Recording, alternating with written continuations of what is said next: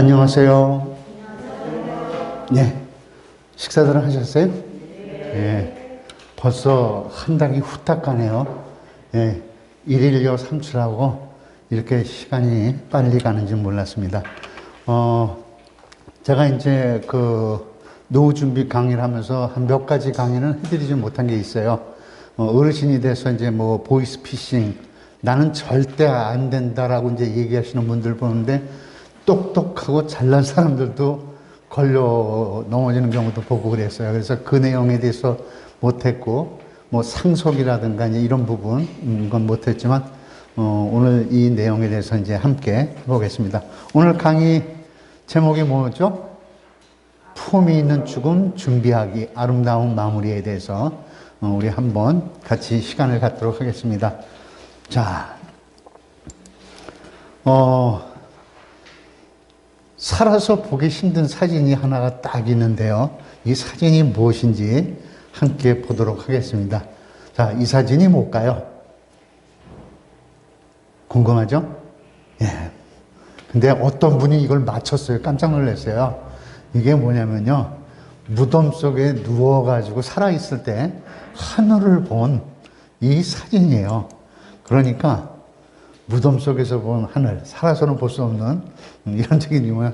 이 사진을 보는 순간 우리도 죽으면 모두 저 땅 속에 묻히겠지 하면서, 아니면 한 줌의 재가 되어서 다시 흙으로 돌아가는 것이 인생인데, 이런 모습을 한번 봤습니다. 다시 한번 보죠. 이것을, 근데 이게 뭐냐면 나이 든 사람이 맞췄던 것이 아니라 어떤 젊은 친구가 이 사진을 보더니 그 얘기를 하는 거예요. 야, 그래서 이 통찰력이 굉장히 대단하다는 것을 보고 느꼈죠.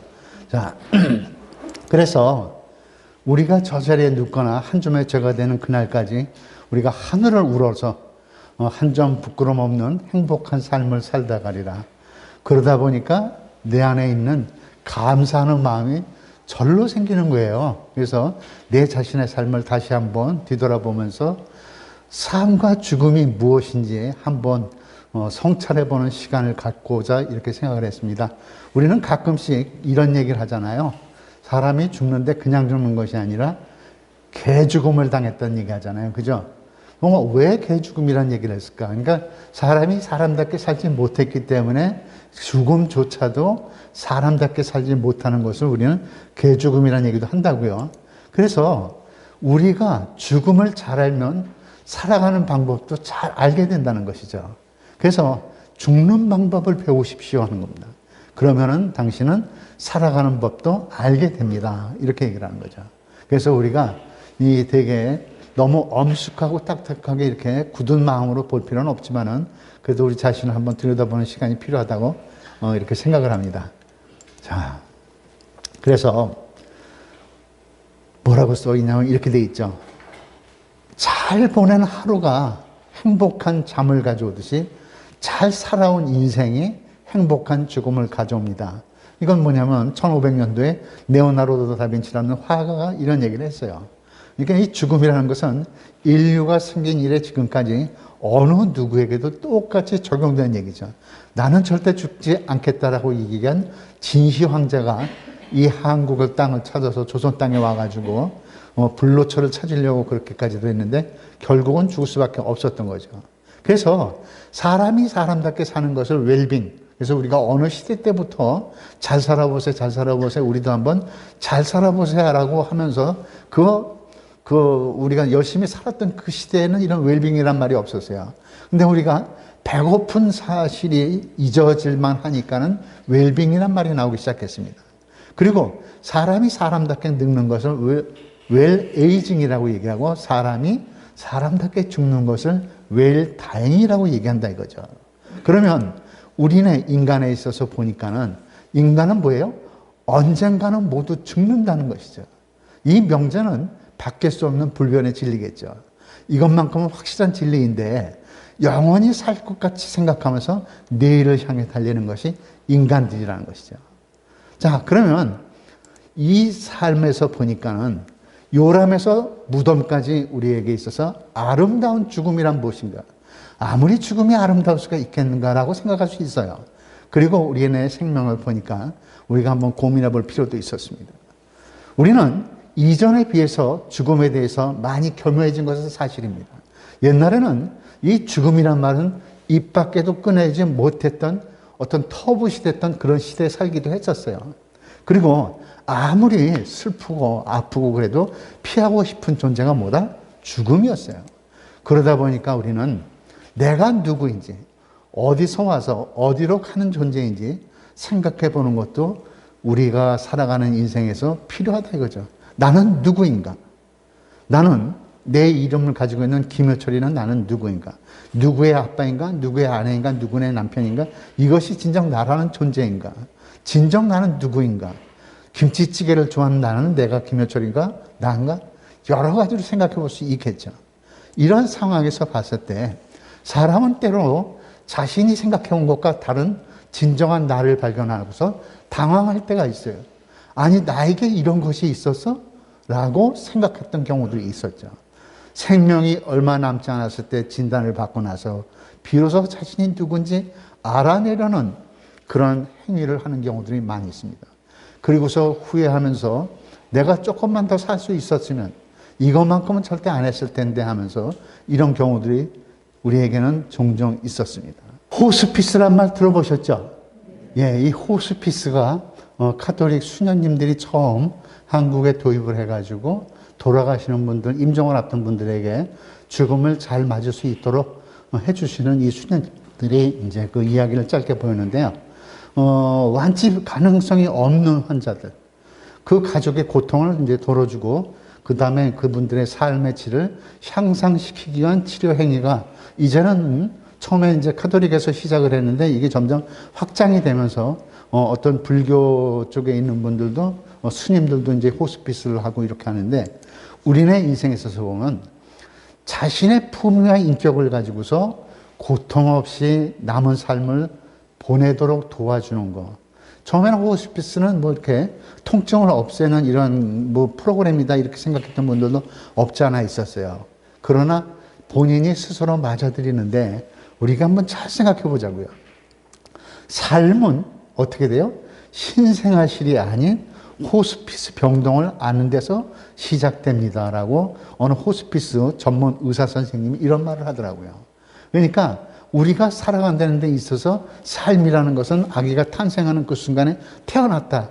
삶, 이게 아니라 죽음 앞에 섰을 때 이 삶이 무엇인가를 깨우쳐 주는 것이 참된 삶을 아는 것이다. 바로 이렇게 하더라고요. 따라서 호스피스에게 있어서 마지막 시간을 보면 그 사람의 인생이 보인답니다. 그래서 죽음 앞에 둔 그분들에게 가서 이제 이야기도 나누고, 그 다음에 그분들의 이야기도 들어주고, 그분들을 위해서 기도도 해주고, 근데 이러다가 보니까는 쭉 그 축적된 그 삶의 이런 내용 안에서 보니까, 아, 마지막 그 시간을 보니까 그분이 어떻게 살아왔는가, 이렇게 알 수 있다라는 거죠. 왜? 우리가 이제 과거의 그 화석을 통해서 멸종된 그 생물들의 과거를 알아내듯이 그분들은 그분들의 삶을 통해서 이분들이 어떻게 살았겠구나, 어떻게 살아왔구나 하는 것을 알 수 있다라는 것이죠. 따라서 정말 내가 태어났을 때 우리는 울음을 터뜨렸지만은 사람들은 기뻐했죠. 내가 태어났을 때 우리 엄마, 아버지와 우리 가족과 친지들이 얼마나 기뻐하고 환하게 기뻐했습니다. 근데 내가 이제 죽음을 맞이할 때 사람들은 울음을 터뜨리겠지만은 나는 진정 웃을 수 있겠는가 하는 것이죠. 인간의 삶이 유한하면 분명히 불변의 진리입니다. 유한하잖아요. 태어나서 언젠간 죽을 텐데 그 죽는 날짜와 시간만 모를 뿐이지 내가 영원 불변으로 살 수는 없는 것이죠. 따라서 죽음의 의미를 바르게 아는 데 뭐냐? 우리들의 삶이 좀 더 풍요로워진다는 것이죠. 그리고 같이 있어지기를 희망한다라는 것이죠. 아마 여기 이제 종교를 가지신 분들도 계실지 모르겠는데, 저도 뭐냐면은 그 장례 지도사로서 조금씩 이제 도와주고 그랬었어요. 그래서 이제 염두하고 이제 이렇게 할 때 보면은 어느 분들 얼굴 표정을 보면요, 아주 일그러진 얼굴 표정들을 하시는 분들도 계셔요. 그분들은 뭐가 힘들었는지 모르지만 얼굴이 그렇게 꽉 적어져 있으면 저희 선배님들이 뭐냐면 따뜻한 수건으로 얼굴을 좀 펴드리기도 하고 이렇게 하는 모습들도 봤어요. 그런가 하면 이를 악 물었는데 이 아파서 고통스러운 게 아니라 그 죽음에 대한 것이 적었는지 그렇게 힘들어했던 모습들이 얼굴에 다 나타나는데, 또 반면에 어느 분은 돌아가셨는데 참 편안한 모습으로 그렇게 눈을 감고 있는 분들도 계셔요. 그러면 저희 선배님들이 하시는 말씀이, 아, 이분 참 정말 열심히 잘 살았나 보다, 이런 얘기를 하더라고요. 그러니까 저는 이제 경험이 짧으니까 그것까지는 잘 모르는데, 그 오래된 연륜을 가지신 분들은 그런 얘기를 하는 것을 들어봤습니다. 자, 죽음 앞에 선 우리 인간들, 정말 아까도 말씀드렸지만 내가 누구이고 나는 어디서 왔고 내가 지금 어디로 가는지 각자 자신이 나에게 한번 물어볼 필요가 있겠죠. 내가 누구지? 내가 어디서 왔지? 나는 지금 어디로 가고 있지? 이러한 자기에게 풀어한 질문을 했었을 때 여기에서 우리에게 남아있는 것은 뭐다? 이거죠. 천천히 한번 생각해 보자. 나는 왔노라 온 것도 모르면서, 나는 있노라 누군지도 모르면서, 나는 죽으리라 때도 모르면서. 이처럼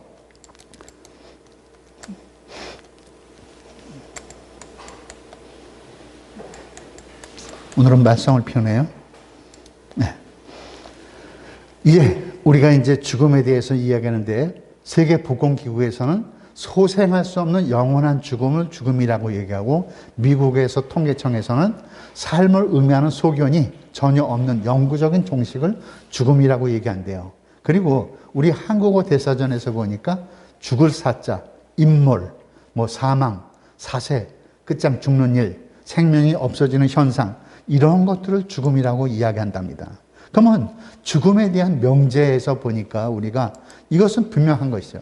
인간은 첫째 누구나 죽는다. 두 번째 언제 죽을지 모른다. 그리고 어디서 죽을지조차도 모른다는 것이고, 누가 언제 어디서 왜 이렇게 죽었는지 아무도 모른다는 것입니다. 뿐만 아니라 어느 누구도 생전에 경험해보지 못한 것이 죽음이고, 또 뭐다? 아무도 나를 대신해서 죽어줄 수 없다라는 것입니다.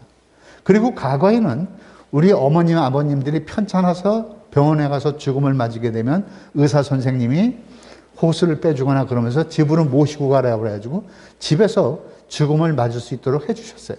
그러나 지금은 집에서 죽음조차 맞을 수가 없는 것이 오늘날 현실이에요. 거의 보면 병원에서 돌아가시니까 깨끗하게 잘 이렇게 얘기를 하는데, 실제로는 가족과 헤어지는 이러한 시간이 주어지지 않는 것이 굉장히 잘못된 거라고 그렇게도 얘기하는 거죠. 그러니까 거의 무의식 상태에 있거나 그러면 아버지, 어머니 앞에서 자신들이 부모로 이렇게 잘못했던 것, 과거에 이런 시간들을 갖지 못하고 병원에 있어 격리되어 있고 따로 떨어져 있고, 그리고 임종했습니다라고 하고 죽음 앞에서 잠깐 눈앞에 돌아보시죠, 이런 시간들밖에 없더라는 것이죠. 그러므로 우리에게 있어서 이 죽음에 대한 것을 한번 봤을 때 우리에게 필요한 것은 뭐다? 동양적인 전통사회에서는 철학적인 영역보다는 종교적 입장에서 이야기를 많이 했는데, 우리의 전통사회에서는요, 죽음을 자연의 이치로 봤다는 것이죠. 봄이 되고 여름이 되고 가을이 되고 겨울이 되고 다시 봄이 오듯이, 그리고 삶과 죽음을 순환론적인 이런 관점에서 봤기 때문에 내가 죽고 나선 다시 태어나고 이렇게 이런 이야기들을 하는 경우가 있고, 생사이려적 사고, 죽음과 삶이라는 것은 하나다라고 이렇게 우리 전통사회에서는 얘기를 한 것이죠. 이처럼 이 죽음에 대해서 봤었을 때 현대사회는 뭐다? 학문으로 죽음을 찾아내려고 하는 것이죠. 현대공학, 유전공학적인 사고에서 죽음의 장소는 종교시설이 아닌 집이 아닌 병원이 되어버렸고, 죽음의 자본화와 상품화가 되다 보니까 어떻게 돼요? 죽음이 이제는 나는 가족들에게 피해를 줄 수가 없어, 너무나 많이 돈은 들어가, 이런 이야기를 하면서 지금은 작은 장례라는 것이 유행을 하고 있답니다. 나 혼자 죽음을 맞이하고, 그래서 아예 그것을 예약을 해놓고, 그래서 조그만 장례식을 혼자 스스로 내가 죽고 나면 이렇게 이렇게 해주십시오, 이런 경우도 만들어졌다는 겁니다. 따라서 죽음의 의미는 외연적인 진단이나 관찰 대상이 아닌데도 우리의 내면적 이해가 필요하다는 것이죠. 따라서 우리가 어떻게 살아오는 것이 참된 삶을 살아가는 길인가, 이것을 한번 봤었을 때 아마 우리 모두는 다 그렇게 생각하겠죠. 과연 죽음은 삶의 끝인가, 아니면 끝이 아닌가라고 한번 생각을 해보자 이거죠. 죽음이 끝이다, 아니다, 죽음은 끝이 아니다. 분명히 이것은 사람이라면 누구나 똑같은 죽음 앞에서 제각기 다른 말을 할 것이에요. 그러면 여기 계신 선생님들은 나는 죽음이 끝이다? 아니면 나는 죽음이 끝이 아니다라고 어떻게 생각하십니까? 물론 제각기 다른 생각들을 할 수가 있겠죠. 그러면 이 끝이다, 끝이 아니다라는 것을 봤었을 때 죽음이 만약에 끝이라면은 죽음 준비를 할 필요가 없겠죠. 이미 끝난 거니까. 그리고 희망과 꿈이 사라진다는 것입니다.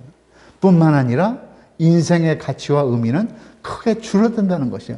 그냥 살다가 죽으면 되지 이렇게 얘기를 한다는 거예요. 그리고 내가 만든 죽음 이해에서 갇혀버리는 거죠. 내가 생각하는 이 죽음 테두리 안에서 벗어나지 못하는 것이요. 그런데 죽음이 끝이 아니다라고 이야기할 수 있다면 어떻게 우리의 삶이 변하는가? 죽음 이후를 철저히 준비할 수밖에 없는 것이죠. 그리고 꿈과 희망을 가져볼 수 있는 것이죠. 내가 이 세상에 태어났을 때도 이 세상에는 내가 없던 존재가 어느 날 내가 태어났어요. 마찬가지로 내가 죽음 이후에 어디든가 내가 어떻게 어떤 모습으로 가게 될지 이것은 나도 모르는 거죠. 그러므로 꿈과 희망을 가질 수가 있겠죠. 그리고 지금의 삶보다도 훨씬 충실하게 나를 갖다가 잘 보다듬을 수 있는 시간을 가질 수 있다는 것입니다. 그러므로 죽음을 나에게 있어서 뭐다? 마지막 성장의 기회로 볼 수 있다는 것입니다. 이와 같은 죽음에 대해서 죽음은 삶의 결정일 뿐만 아니라 마지막에 피는 가장 아름다운 꽃이라는 겁니다. 우리들이 태어났을 때 하나의 꽃이 되었지만 그 꽃이 성장하면서 또 어떠한 꽃들을 이루고 있지만 내가 마지막으로 피울 수 있는 꽃은 무엇이다? 바로 죽음이라는 것입니다. 그러므로 내가 마지막에 피울 수 있는 그 꽃을 시든 꽃으로 내가 이 세상에 만기고 갈 거냐? 활짝 피우고 갈 것이냐? 이것은 각자 자신에게 달려있는 것이죠. 따라서 이와 같은 삶에서 죽으면 끝장이라는 것을 증명할 수 있겠는가? 이제 학자라든가 이런 사람들이 그런 얘기를 합니다. 죽으면 끝이야. 그 뒤에 무슨 세상이 있어. 그냥 이렇게 얘기를 하는 경우가 있겠죠. 근데 죽음 이유는요, 절대로 과학적으로 증명할 수가 없다라는 것입니다. 왜? 가본 적도 없고, 갈 수도 없고, 그 다음에 그 세계에 대해서, 죽음 이후의 세계에 대해서는 우리가 생각할 수는 있어도 몰라도 이것을 증명해낼 수가 없다는 것이죠. 따라서 뭐다? 죽음은 과학적인 연구 대상이 아니라는 것입니다. 과학은 인간의 안목으로 형성해 나가는 학문이기 때문에 과학은 증명이라는 말이 반드시 뒤따르게 돼 있어요. 그런데 죽음은 증명할 수 없다는 것입니다. 그러면 죽음이 끝이 아니라는 것 역시 증명할 수 있는가? 이거 역시 증명할 수가 없다는 것이죠. 그래서 죽음은 살아있는 인간 연구의 한계로서 과학의 범주를 벗어나 있다는 것입니다. 따라서 죽으면 끝이 아니라는 것 역시 과학적으로는 증명이 불가능하지만은 그래도 우리가 만에 하나 내가 혹시라도 죽음이 이후에 어떠한 끝이 아니라면 내가 무엇을 준비해야 되겠는가 한번 생각해 볼 수 있겠죠. 그러다 보니까 우리 인간들은 죽음에 대한 두려움과 공포를 누구나 다 갖고 있더란 얘기죠. 어떠한 죽음에 대한 두려움과 공포가 있는가? 고통에 대한 공포가 죽음 앞에 인간은 모두가 가지고 있습니다. 육체적인 고통, 정신적인 고통, 사회적인 고통 뿐만 아니라 영적인 고통까지도 가지고 있는 것이 우리네 인생의 모습입니다. 그리고 두 번째는 고독에 대한 공포입니다. 혼자 외롭게 죽음을 맞이한다는 것. 미지의 세계를 향해서 혼자 떠나야만 된다는 것이 이 고독에 대한 공포입니다. 그래서 우리는 인간이 인간답게 죽을 수 있는 것은 사람과 동물의 차이가 있습니다. 동물은 죽음을 앞두면은요, 그 무리 안에서 떠나간대요. 그래서 홀로 죽음을 맞이한대요. 아무도 모르는 곳에. 예를 들어서 코끼리 같은 경우도 같이 살던 무리에서 떠나서 코끼리가 죽음을 맞이하는 거기에 들어가서 홀로 죽음을 맞이한대요. 이렇게 동물들은 홀로 죽음을 맞지만 인간이 인간답게 죽는 모습은 어떤 거냐면 우리의 무리 안에서 죽을 때 이것이 인간답게 죽는다는 것이죠. 그런데 오늘날 현대사회는 모든 것이 발전하고 발달하고 풍요로운 세상인데 왜 우리 앞에 보니까 고독사라는 홀로 죽음을 맞아서 한 달, 두 달 만에 죽음이 발견되기도 하느냐 하는 것이죠. 따라서 이렇게 대한 것뿐만 아니라 가족과 사회의 짐이 될 수 있다는 그 두려움이 또 크다는 것입니다. 실제로 얼마 전에 텔레비전에서 어떤 분이 나와서 그런 말씀 하셨어요. 뭐냐면 우리들이 돌아가신 분들에게 입혀드리는 게 뭐죠? 수의죠. 그 수의가 아무리 싸도 얼마나요? 보통 100만 원 이상 이렇게 막 해요. 그런데 그 우리가 화장을 하게 되면 그 돌아가신 분에게 입힌 그 옷을 입고서 화장에 가면 눈앞에서 100만 원, 200만 원, 300만 원이 날아가는 거죠. 그런데 실제로 우리네 전통적인 모습에서는 그 입던 옷을 입고 깨끗한 옷을 입었대요.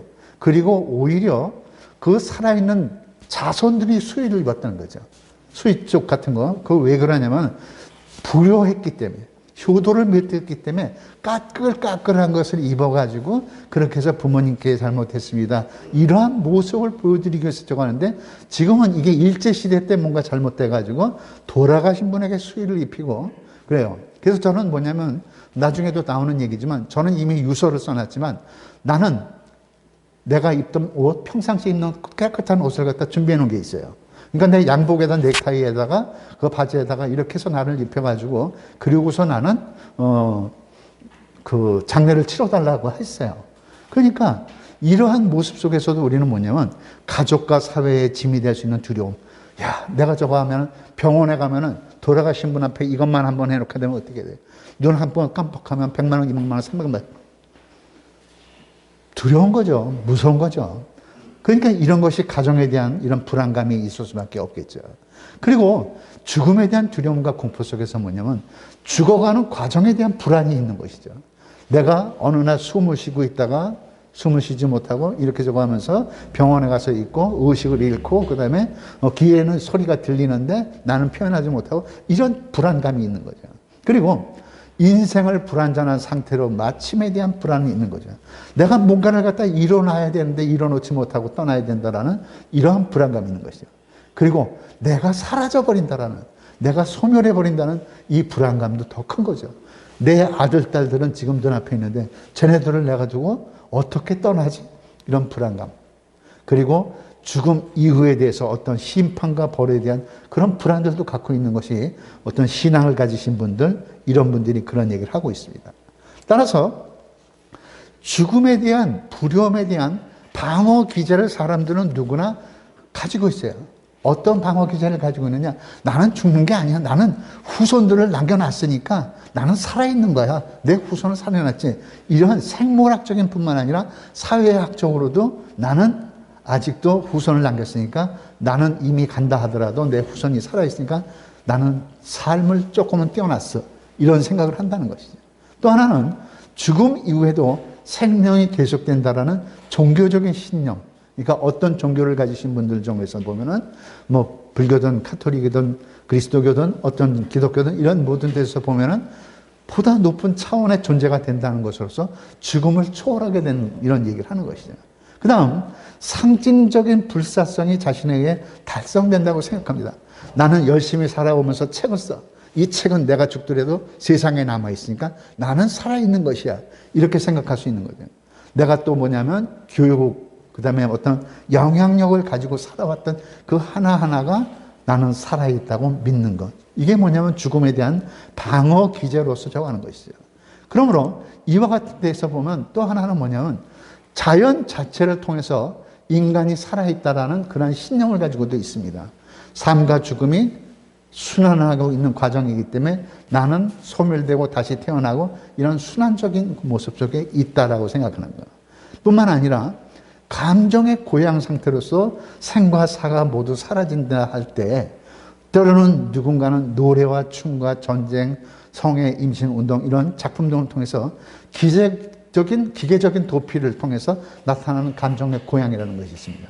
그래서 어떤 그 인디언들이나 이런 데서 보면은 그 죽음의 경지를 맛을 본다 해가지고 막 춤을 추면서 탈원 상태. 그래서 삶과 죽음의 경계를 넘나든다라는 이런 이야기들도 합니다. 그래서 때로는 잘못된 어떤 그 가치관을 가지고서 그 위험한 수위에 빠지는 그런 분들도 없지 않아 있죠.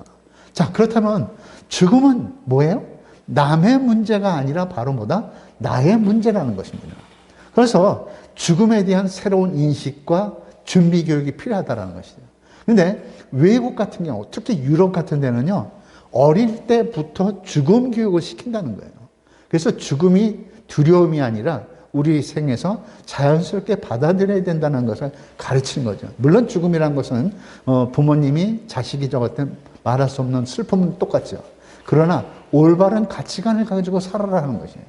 그러다 보니까 이것은 뭐냐? 나이가 들다가 보니까 사회복리 현상으로 나도 죽어가는 과정에 있다라는 것을 우리는 받아들여야 된다는 것을 의미하는 것이죠. 그러면 이와 같은 모습 속에서 보면 마지막 이야기할 수 있는 게 뭐냐면 죽음의 문제는 바깥에 있는 문제가 아니라 안쪽으로 찾아 들어가야 되는 문제라는 것입니다. 그러므로 이 죽음의 문제에 대해서 바깥에서 찾으려고 하면 해답을 찾을 수가 없는 거고 내 안으로 우리의 어떤 심성 안으로 찾아 들어가면서 죽음의 의미를 한번 찾아보는 것이 필요하다라는 것입니다. 따라서 이제 내가 죽으면 끝인지 아닌지 아까도 말씀드렸지만은 과학적으로는 증명이 불가능한 것과 마찬가지에 대해서 우리는 가끔씩 그런 이야기를 정말 책이나 이런 데서 보는 경우가 있습니다. 호스피스 봉사자들이라든가 죽음을 체험했다는 사람들의 이야기라든가 빙의 형상을 통해서 죽음이 끝이 아니다라는 이야기들도 이렇게 얘기하는 경우를 보게 됩니다. 그 다음에 이제 죽음에 대한 공포는 아까 이제 조금 전에 말씀드렸기 때문에 좋은데 이처럼 이제 무엇보다 필요한 것은 뭐다? 죽음 준비 교육에 있어서 공포 완화. 그러니까 너무 큰 공포와 두려움에서부터 가라앉힐 수 있도록 해주는 거야. 따라서 이 호스피스 병동에 이제 있으시면은 호스피스 이제 간호사들이라든가 이런 분들이 뭐냐면 두려움과 공포에 있는 이분들에게 그 큰 공포를 갖다 차분히 가라앉히고 죽음을 긍정적으로 받아들이고 죽음을 편안하게 맞을 수 있도록 해주는 거죠. 왜 하필이면 내가 그 암에 걸려서 죽어야 한단 말이야. 이런 고통 속에 있는 이런 얘기들을 할 수밖에 없죠. 그래서 이런 죽음 준비 교육이 필요한데 웰다잉, 아까 얘기했던 품위 있는 죽음을 막기 위해서 뭐다? 웰다잉은 잘 죽는 삶이 잘 산다라는 것을 말씀드립니다. 그러므로 품위 있는 죽음이라는 건 뭐다? 우리가 억지로 해서 만들어지는 것이 아니라 내가 이런 준비를 갖다 하나하나 차곡차곡 해왔을 때 그런 죽음을 맞이할 수 있다는 것입니다. 과연 나는 품위 있는 죽음을 어떻게 준비해야 하는가? 여기서 우리는 하나씩 한번 짚어가도록 하겠습니다. 죽음 교육의 필요성, 이건 실존주의 철학에서 얘기하는 겁니다. 죽음에 대한 배움은 삶에 대한 배움이라고 조금 전에도 말씀을 드렸지만 죽음은 삶이다. 그러니까 잘 살기 위해서는 잘 죽는 법도 배워야 한다는 것입니다. 출생과 같이 우리가 태어난 것과 마찬가지로 성장하는 것과 마찬가지로 죽음도 똑같은 맥락에서 바라보는 것이 필요하다는 것입니다. 그리고 막연한 죽음의 공포를 제거함으로써 뭐다? 삶에 대한 인간의 존경심과 환희를 고양시킨다는 것. 그러니까 우리는 한 사람 한 사람의 생명이 소중하다는 것을 우리는 죽음을 통해서 배울 수 있는 것입니다. 요즘 텔레비전을 볼 때마다 우리가 너무 안타까운 것이 뭐예요? 왜 그 어린 아기들, 그 3살도 안 된 애들, 뭐 7개월, 8개월 된 애들을 갖다가 그냥 패댕이 치고 막 이제 이런 모습들 보면서 너무 가슴이 아픈 거죠. 그러니까 이러한 어떤 밑바탕의 근저가 깔려있지 못한 거고 그런 모습이 있는 거죠. 왜? 옛날에는 대가족 사회 안에서 아주 어렸을 때 5살, 6살 때 할머니, 할아버지의 죽음을 보고 또 부모님이 슬퍼하는 모습을 보고 내가 성장해가지고 또 내가 저거보면서 부모님이 돌아가신 모습, 내 자녀들이 그 모습을 보고 하면서 이런 배울 수 있는 기회들이 있었는데 지금은 그런 기회가 거의 사라졌다는 것입니다. 그리고 죽음은 삶에, 그리고 죽은 사람은 살아있는 사람에게 영향을 미칩니다. 그러니까 우리가 제사를 드린다라는 의미는 뭐냐면요, 어떤 미신 행위가 아니라 산자와 죽은 이의 만남의 공간이라는 것이죠. 그날 그 시간을 통해서 나는 우리 부모님과 우리 조상님에게 적어서 그분들이 우리에게 미친 영향을 가족과 함께 그 자리에서 소통하고 그런 시간을 함께 갖는 것이에요. 그러니까 이런 의미를 우리가 좀 알아둬야 되는데 이것을 하나의 무슨 무의산 미신행위다 그런 쪽으로 보면 안 되겠죠. 그러므로 피할 수 없는 죽음에 대한 준비는 분명히 필연적입니다. 따라서 죽음을 이해한다. 그리고 죽음을 준비할 때 죽음에 대한 고통을 두려움에서 조금이나마 벗어날 수 있다라는 것입니다. 아마 여기 계신 선생님들 중에서도 어떤 그 장례 지도사라든가 이런 쪽으로 공부하신 분들이 있고 실제로 이렇게 봉사하시는 분들도 계시리라고 생각을 하는데요. 이와 같이 이 죽음에 대한 교육의 중요성은 굉장히 필요한데 뭐냐? 공포를 극복할 수 있도록 도와주죠.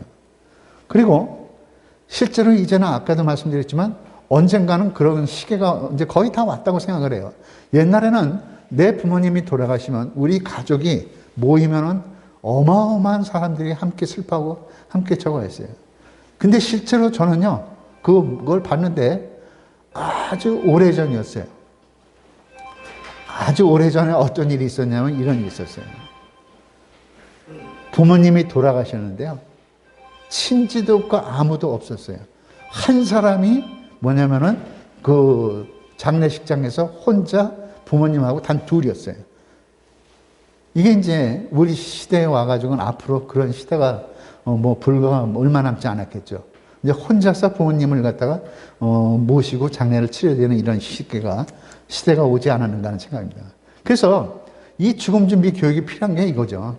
잘못된 죽음을 막는 데 도움을 줄 수 있는데 저도 실제로 뭐냐면은 그 자살 예방 지도자예요. 그래서 이제 자살을 생각하는 분들한테 이제 뭐냐면 그 상담도 해드리고 그러는데 이분들은 이 죽음에 대한 것을 잘못 생각하는 거예요. 그래가지고 이제 여기서 이제 자살 예방 교육을 하는 건 아니지만은 그런 쪽으로 생각하는 분들 보면은 안타까운 것들이 너무나 많은 경우가 봤어요. 그러니까 죽음에 대한 이해를 잘못하고 있고 죽으면 모든 것이 해결된다고 생각하고 그런 것이죠. 그래서 이 죽음 준비 교육이 삶의 교육이 될 수 있도록 지금의 삶이 얼마나 소중한가는 각자 자신이 볼 필요가 있겠죠. 그러므로 여기에서 이제 우리가 필요한 것은 뭐다? 바로 이겁니다. 다른 사람의 슬픔을 제대로 이해하고 아픔을 감싸줄 수 있다라는 것입니다. 그러니까 죽어도 싸지 이런 의미가 아니라 그렇게 해서 죽었어? 이것이 아니라 얼마나 지금 힘들까? 이런 쪽으로 봐줄 수 있는 것이죠. 그러므로 죽음에 대한 교육의 현주소를 한번 보냐니까 이거죠. 죽음 준비 교육보다 어르신이라든가 호스피스 대상자라든가 그 가족을 대상으로 지금 일반적으로 많이 알려지고 있는데 뭐냐면 지식만을 전달하는 이런 식으로 교육이 이루어지는 게 굉장히 많아요. 이것은 지식만으로 가지고 되는 문제는 아니거든요. 그래서 여기에서는 지식과 함께 그 마음까지도 함께 봐줘야 되는 이런 부분들이 필요하거든요. 그래서 죽음 준비 교육을 받고 나면은 삶과 죽음에 대한 가치, 가족에 대한 태도에 대해서 긍정적인 변화가 일어난다는 것입니다. 그러므로 여기에서부터 우리는 어려서부터 이러한 교육을 잘 가르쳐줘야 되겠다. 이렇게 우리는 의미하고 있습니다. 그러므로 이제 어르신들의 우울증이라든가 죽음에 대한 불안이라든가 삶의 만족도라든가 가족에게 죽음을 긍정적으로 맞이할 수 있도록 받아들이도록 하거라 이제 이렇게 이야기하는데 넘어가는 거에서 이제 이것을 말씀을 드릴게요. 먼저 웰다인 10계명에 대해서 말씀드릴게요. 첫 번째, 자신의 심신의 건강을 잘 챙기라는 것입니다. 그리고 잘 체크하라는 것입니다. 나는 지금 건강한가? 신체적으로도 건강한가? 심리적으로도 건강한가? 불안한 요인은 갖고 있지 않은가? 이런 것을 잘 챙기고 잘 체크하라는 것입니다. 그 다음 두 번째는 사전 의료 의향서를 작성하라는 것입니다. 그래서 회복 불가능 상태에 놓였을 때 인공호흡기를 장착하거나 심폐소생술 등 해가지고 수혈을 받는 데 가지고 억지로 그 기계에 의해서 살려고 할 때 아니라 나는 만약에 이런 상황이 있으면은 나는 이것을 강제적으로 하지 말고 떼어내어 주십시오라고 이렇게 미리 써내는 겁니다. 세 번째는 자성의 시간을 가져라는 것입니다. 이 자성의 시간을 갖는다는 것은 뭐다? 지금까지 살아온 인생 여정을 되돌아보는 것이죠. 나는 지금까지 어떻게 살아왔는가 하는 시간을 갖다 보면은 정서적인 안정을 취할 수 있게 되는 것이죠. 네 번째는 뭐다? 바로 이거죠. 법적 효력이 있는 유언장을 작성하십시오 하는 겁니다. 자녀간의 재산 분쟁을 막기 위해서 유언장을 작성하는데 뭐 우리는 너무나 많이 봐서 아실 거예요. 장례식장에서조차도 형제들끼리 싸운다는 얘기 많이 들었습니다. 그런데 이걸 쓸 때 굉장히 저걸 해야 되는데 자필로 써야 되고 이런 몇 가지가 있는데 이런 내용에 대해서는 다음에 이제 기회가 주어질 때 그 내용은 설명을 해드리겠습니다. 그래서 여기서 보면은 먼저 자필 유언장을 효력을 받으면 뭐다? 내용은 자유롭게 쓸 수가 있어요. 그리고 전부 자필로 써야 돼요. 그리고 이제 연, 월일, 주소, 그 다음에 성명, 날인을 모두 하셔야 되는 것이고, 그 다음에 뭐다? 번지수까지도 정확하게 쓰셔야 되는 주소로. 이런 것들이 꼭 필요하다. 근데 여기서 한두 가지가 빠졌기 때문에 법적 효력을 누릴 수가 없는 경우들이 종종 있더라는 것입니다. 그 다음, 다섯 번째는 자원봉사하기. 살아있을 때, 건강할 때 내가 가지고 있는 이 재능을 이웃을 위해서 도울 일이 없는지 찾아서 봉사하는 겁니다. 결국 이 봉사는요, 나 자신을 되돌아볼 수 있는 시간이 되고 사회에 대한 공헌이 되는 시간이 되기 때문에 이것이 웰빙 10계명에 꼭 들어가고 있는 것이죠. 그러므로 내가 지금 할 수 있는 일이라는 것이 거의 없다라고 하는 것이 아니라 조그만 거 하나라도 찾아보면 그 자원봉사에 있는 것들이 많더라는 얘기죠. 그리고 그 다음에 뭐다? 여섯 번째, 버킷리스트를 작성하라. 버킷리스트란 말을 많이 들어보셨죠? 예, 이게 이제 뭐냐면 영화가 나오고 나서부터 우리 사회에 이제 버킷리스트란 말이 있는데 내가 살아생전에 앞으로 무엇 할 것인지 남은 시간에 지금까지 해보고 싶었는데 못한 것이 있다면 이것을 한번 해보자 해가지고 이 버킷리스트를 꼭 한번 작성하는데 제 거를 한번 보여드릴게요. 보여드릴까요? 네. 예. 예. 이게 제가 100가지 버킷리스트를 했는데 빨간 게 뭐냐면은 제가 한 거예요. 아직 못한 건 까만 건 아직 못한 건데 어릴 적 살던 동네 방문. 동네가 사라졌어요. 너무 슬퍼요. 그 다음에 초등학교 친구 찾아봤는데 지금도 못 만나고 있어요. 그 다음에 이제 뭐냐면은 돌아가신 부모님 사진을 갖다 여러 장 보니까 결국은 나 혼자 갖고 있어가지고 우리 형님, 동생네 조카들 이렇게 나눠주려고 하는데 아직도 이걸 복사를 못했고 그 다음에 저도 빚이 꽤 많았어요. 그래서 빚을 청산해야 되겠는데 이제 뭐냐면 노후 준비를 하면서 이제 빚은 없애야 되겠다 해서 이제 빚을 없앴고 그 다음에 아주 옛날 힘들었을 때 저는 뭐냐면 북한산길을 늘 걸었거든요. 근데 지금 와서 북한산길을 한번 걸어본 거예요. 그때 힘들었을 때 내가 이랬었지라는 생각이 들었어요. 그 다음에 상청에 있는 성심 인해병원이라는 데 뭐냐면 그 나환우들 한센인 마을인데 거기에 한번 가보는 거 해가지고 그 마을에 가서 그분들하고 한번 지내고 왔었습니다. 요번이 이제 저희 어머니와 아버지 사진인데 저만 갖고 있어가지고 이걸 복사해가지고 이제 조카들한테 주려고 하고 있습니다. 그 다음에 이제 제가 갖고 있는 어떤 단체에 인준받는 거. 그 다음에 이제 뭐냐면, 세상 사람들에게 도움을 줄 수 있는 참된 지도자를 양성해야 되겠다 해가지고, 제가 교육을 시켜가지고, 뭐 한 사람, 두 사람 이렇게 해가지고, 아주 지금 훌륭하게 일하고 있는 사람들이 있습니다. 그 다음에, 내 안에 있는 잠든 거인을 깨우라는 책이 이렇게 두꺼운 책인데, 이걸 읽으면 사람이 정말 굉장히 좋은 변화가 일어나는데, 무지하게 두꺼워요. 이거 읽느라고 고생을 했지만은, 이것을 읽고, 그 다음에 TV 방송 출연하게 해가지고 황금 연못에 나왔잖아요. 그 다음에 1년에 한 번씩 이제 개인적으로 어떤 이런 피정 이런 데 가서 시간을 보내겠다 해가지고 개인 어떤 친목 피정을 하고 있고, 북촌마을 돌기. 거대하고 위대한 것이 아니라 아주 조그맣고 소소한 것들도 있어요.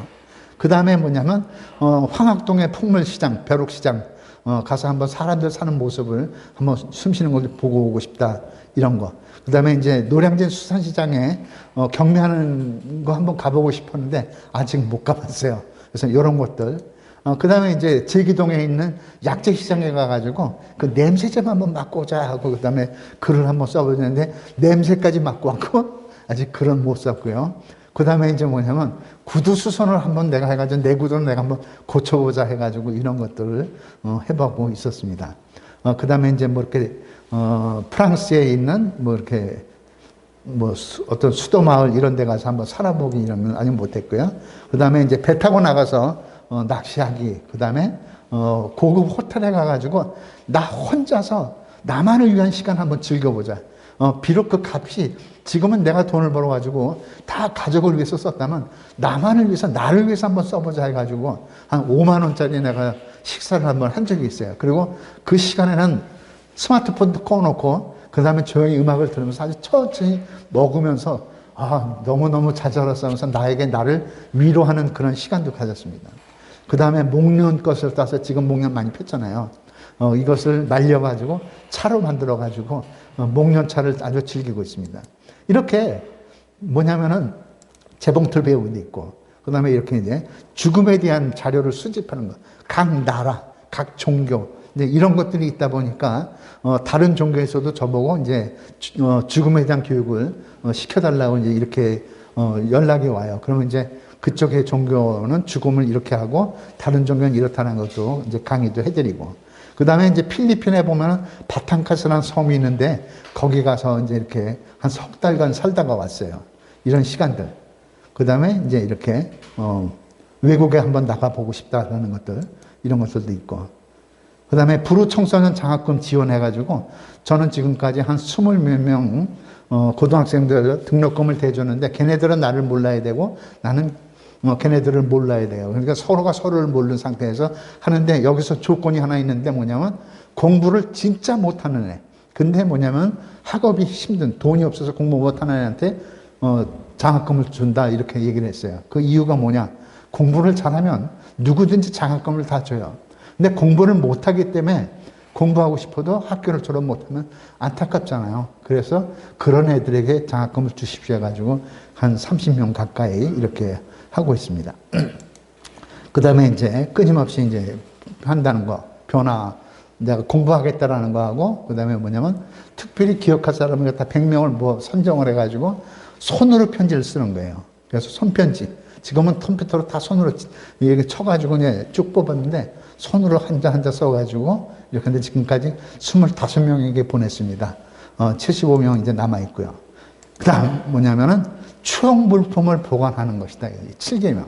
내가 기억하고 싶은 사진이나 편지, 선물, 기념품 등을 마지막 순간까지 가지고 있는 것이다.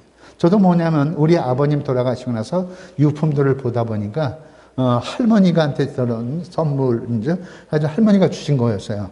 그래서 그것을 가지고 아버지가 계신 모습을 보고서 저도 내가 이 다음에 가게 되면 우리 아들, 딸들이 이것을 보고 아빠는 이렇게 저거 했구나 하는 그런 유품을 남겨주고 싶은 것이죠.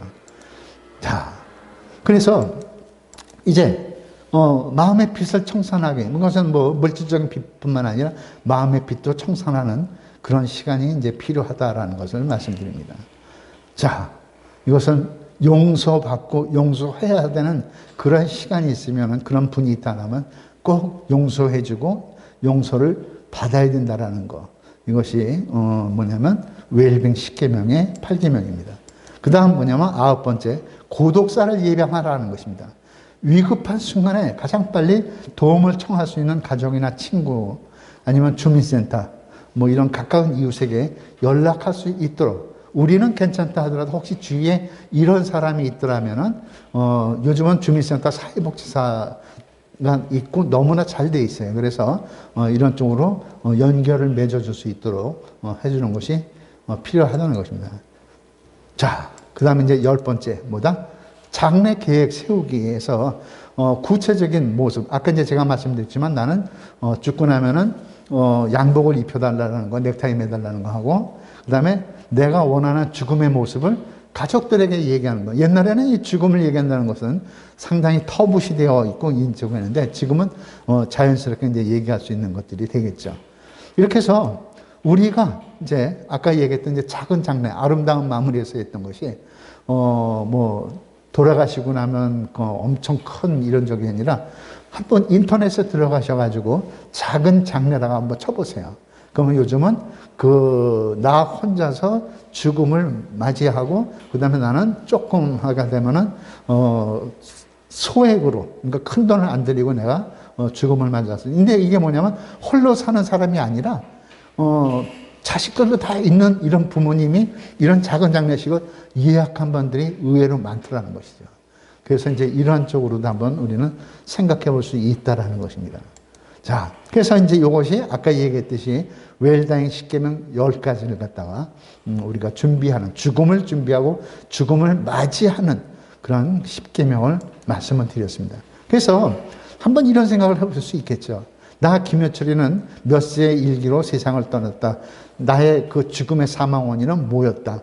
그의 가족은 누가 있었고, 그는, 김효철이는 누구와 아주 친한 친구였다.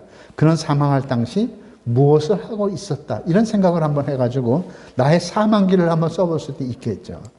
근데 제가 한 번은 아주 재밌는 이야기를 하나 하면, 이 지금 이 프로그램을 2박 3일로 한번 한 적이 있었어요. 그래가지고 나의 유언서를 써서 집으로 이제 보내는 거에서 한 석 달 뒤에 보내는 거였어요. 내가 직접 보내주거든요. 그런데 부산에 사는 유학생이 서울에 와서 이제 공부하고 있었는데 이 프로그램에 이제 참여를 했어요.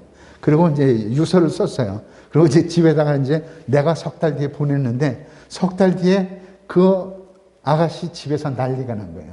왜? 우리 딸이 유서를 써가지고 집으로 보냈는데 서울 자기가 사는 집 주소로 보낸 게 아니라 부모님이 사는 부산으로 보냈으니까 얼마나 난리가 났어요. 그래서 무슨 일이 있느냐, 왜 그러느냐, 왜 죽으려고 하느냐, 이 유서는 뭐냐, 이제 이랬던 이야기 있는데, 그게 아니고, 이제 이런 죽음, 이런 교육 훈련을 받고 거기서 쓴 거다라는 것을 오해를 풀은 적이 있었습니다. 그 다음에, 내 인생이 만약에 한 달 남았다면, 만약에 내가 꼭 하고 싶은 일이 있다면 과연 뭘까? 한번 생각해 볼 수 있겠죠. 그리고 내가 꼭 버려야 될 것이 있다면 과연 뭘 버려야 될까? 한번 생각해 보세요. 이것도 버리고 저거 하다가 보면요. 이것도 이유가 있어서 못 버리고 저것도 이유가 있어서 못 버리고 버리지 못하는 게 너무나 많아요. 그러니까 이렇게 준비하는 시간이 필요해요. 그리고 나의 묘비명에 대해서 한번 써보는 거예요. 이 묘비명이 뭐예요? 세상을 떠나고 돌아가신 분에게 건네는 마지막 인사가 묘비명이죠. 자, 이렇게 해서 과연 나는 묘비명을 어떻게 쓸까 한번 고민해 봤어요. 그래서 저는 이렇게 썼어요. 지금까지 살아보니 세상 모두가 나를 위한 선물이더라. 이제 김효철 저의 이제 묘비명이에요. 그래서 참 살아보니까 모든 게 나에게는 선물이었고 이렇게 되더라고요. 그래서 이렇게 한번 생각을 해봤습니다. 그래서 이제 우리에게 있어서 행복한 사람으로 태어나기. 과연 행복한 사람은 모든 것을 갖고 있는 사람이 아니라 뭐다? 갖고 있는 모든 것을 최고의 것으로 만드는 사람이라는 것입니다. 그래서 지금 한번 생각을 해보세요. 내가 얼마나 지금 살아오는 인생을 지금까지 봤었을 때 내가 감사할 일이 얼마나 많은가. 고개를 이렇게 돌릴 수 있는 것만 해도 얼마나 감사합니까? 지금 내가 시력이 약해져서 잘 볼 수는 없다 하더라도 조그만 글씨는 안 보인다 하더라도 내가 지금 그래도 텔레비전을 볼 수 있는 것만 해도 얼마나 감사할 일이냐. 그리고 내가 오른발 왼팔 다 움직일 수 있으니 얼마나 감사합니까? 이 모든 것들이 감사한 거 하나하나를 갖다 따져보니까 감사한 날이 차고도 넘치는 것이죠. 이처럼 지금 내가 살아오는 인생의 여정에서 하나하나 한번 보니까 제가 숙제를 하나 드릴게요. 오늘 집에 가셔서 지금 오늘 다 할 필요는 없겠지만 그래도 한번 내가 감사할 일을 갖다 한번 보세요. 100가지를 한번 써보세요. 어떻게 해서 감사한가? 들을 수 있으니까 감사하고, 꼬집으니까 아프니까 감사하고, 그 다음에 슬플 때 울 수 있으니 얼마나 감사하고, 기쁠 때 웃을 수 있으니 얼마나 감사한가? 내가 음식을 씹어서 먹었더니 이게 소화가 되니까 얼마나 감사한가? 이 감사할 일이 자꾸 생각해 보니까 너무나 많더라는 것이죠. 그래서 감사할 일이 얼마나 뭐가 있어 라고 생각한 것이 아니라 하나하나 보니까는 감사할 일이 너무나 많더라는 것이죠. 그래서 적어도 100가지를 쓰려고 하는데 지금은 그냥 100가지 쓰라고 하는데요. 실제로 제가 이제 감사 교육 프로그램을 할 때는 뭐냐면 배우자 감사를 100가지를 쓰라고 그래요. 이 왼수 같은 이 남편한테 속만 지지리 속고요. 돈 하나 제대로 벌어주지 못한 이 남편은 감사한 일을 쓰라고 그랬더니 감사할 게 뭐가 있어? 이런 생각을 한 거예요. 그런데요, 실제로 저랑 같이 교육을 같이 하고 있는 강사님이 한 분이 계신데요. 이분은 호르몬이 지금 딸이었어요. 그 다음에 또 뭐냐면 남편도 외동아들의 어머니가 홀어머니였어요. 그런데 시어머니를 모시고 살면서 또 뭐냐면 친정엄마랑 같이 살았어요. 그러냐 얼마나 힘들었겠어요. 근데 이 시어머니가 보통 센 분이 아니었어요. 그러니까 친정어머니가 먼저 돌아가셨고 시어머니가 늘 아들만 최고라고 그러고 며느리 구박을 하고 말도 못했어요. 그러니까 힘들었는데 얼마나 힘들었냐면요. 시어머니가 너무 힘들게 하니까는 울긴 울어야 되겠는데 어디 가서 웃을 못하니까 본인이 이제 그 안방에 들어가서 이 장롱을 열고 그 다음에 이부자리가 쫙 있잖아요. 이부자리를 갖다가 딱 얼굴을 갖다 그 안에 파묻고 그러고서 엉엉엉엉 우는 거예요. 그러면 속이 아주 후련해지고 이제 하는데 근데 이분이 뭐냐면 감사를 배운 거예요.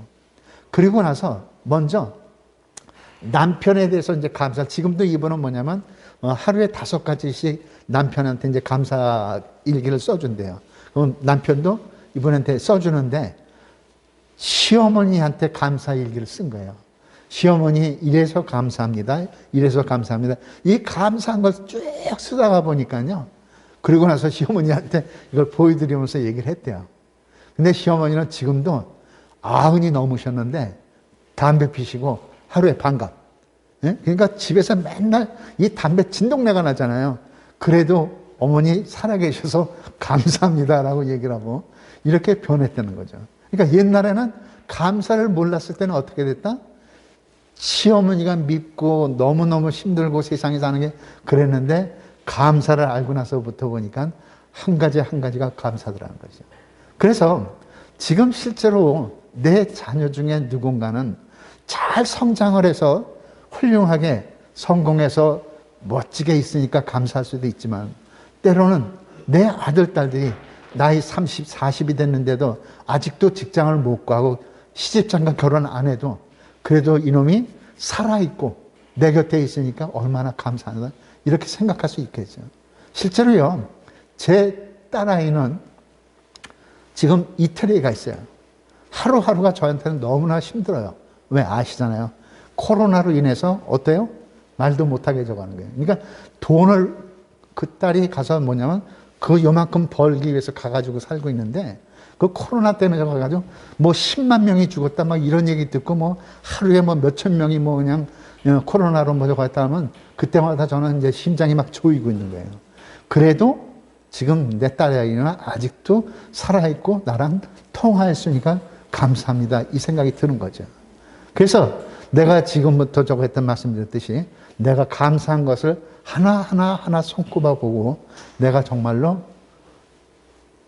살아있음에 내 옆에 누군가가 있음에 그리고 내가 누구를 위해서 일할 수 있음에 이렇게 감사할 수 있는 것들을 한번 찾아보고 이것을 마지막 선물로 이렇게 해가지고 한번 나에게 줄 수도 있고 내 자녀에게 줄 수도 있고 그럴 수 있을 거예요. 그래서 그런 시간을 꼭 가져주시기를 바랍니다. 예, 이상 마치겠습니다. 예, 감사합니다.